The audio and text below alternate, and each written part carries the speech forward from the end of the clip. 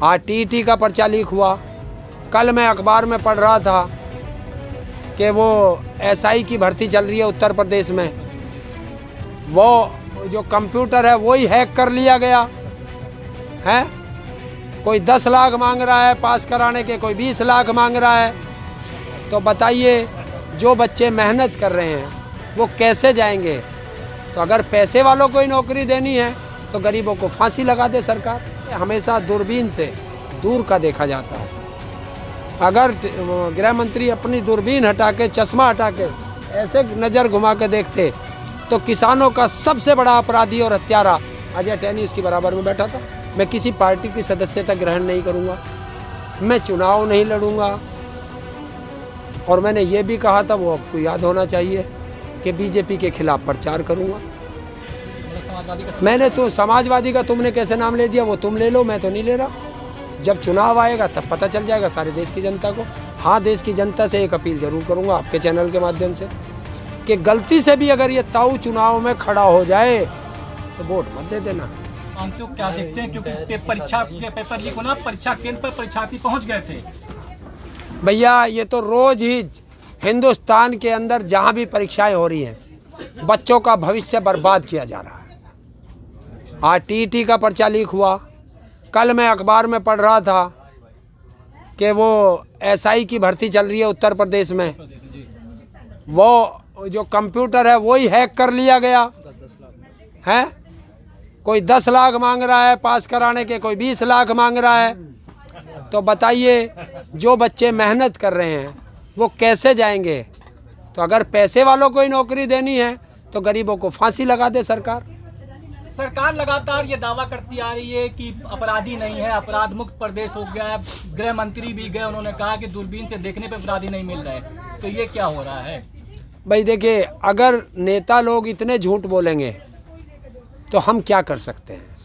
जब उनको ये नहीं दिखता कि तेरे मुख्यमंत्री के गृह जनपद में एक व्यापारी की हत्या कर दी जाती है पुलिस के द्वारा, उसे अपराध कहोगे? क्या कहोगे? महिलाओं का चीरहरण हो रहा है, छोटी छोटी बच्चियों का बलात्कार हत्या हो रही है, रोज व्यापारी मर रहा है, किसान मर रहा है। किसान की हत्या कर दी कल, कौन सा जिला है वो उसमें? बताइए, कौन सुरक्षित है?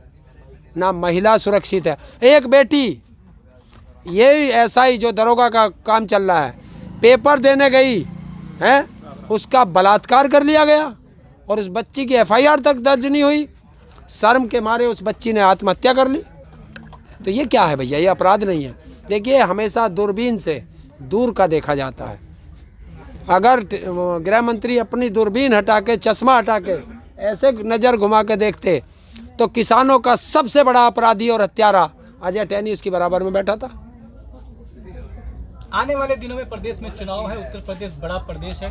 कहा जाता है कि स्वास्थ्य, रोजगार जैसे मुद्दे अहम हो सकते हैं, लेकिन पार्टियां लगातार जातीय सम्मेलन कर रही हैं। लगता है आपको कि स्वास्थ्य, शिक्षा और अपराध जैसे मुद्दे वोट में असर करेंगे, मतदाताओं को असर डाल पाएंगे? देखिए, हमारे देश का दुर्भाग्य है कि हम लोग अपने अपने प्रदेशों को या देश को आगे की तरफ नहीं ले जाना चाहते। ये राजनेताओं का काम है। और हम तो पहले से कहे हैं कि हमारे देश में सबसे बड़ा मुद्दा शिक्षा और स्वास्थ्य का और रोजगार का होना चाहिए। शिक्षा होगी, अच्छा पढ़ा लिखा होगा तो रोजगार ढूंढ लेगा। जब उसके पास रोजगार होगा तो अपना स्वास्थ्य वो ठीक रख लेगा। और लेकिन हमारे यहाँ क्या है कि यहाँ चाहती है देश, ये सारे नेता, कि हमारे देश की जनता गरीब रहे, पिछड़ी रहे बिल्कुल। क्यों? क्योंकि राज गरीबों पे और अनपढ़ों पे किया जाता है। पढ़ा लिखा होगा तो सत्ता से सवाल करेगा, और सत्ता से सवाल करना राजनेताओं को अच्छा नहीं लगता।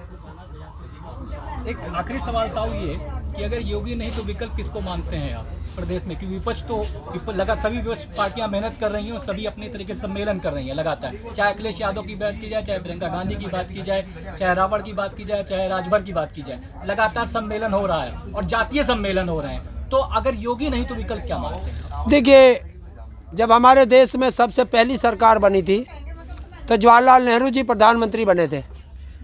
तो लोगों ने कहना शुरू किया कि अगर जवाहरलाल नेहरू जी नहीं रहेंगे तो फिर प्रधानमंत्री कौन? लाल बहादुर शास्त्री जी आ गए थे। लाल बहादुर शास्त्री जी चले गए तो फिर प्रधानमंत्री कौन? इंदिरा गांधी जी आ गई थी। इंदिरा गांधी इंडिया इज इंदिरा का एक नारा भी लगा था। अगर इंदिरा जी चली गई तो कौन?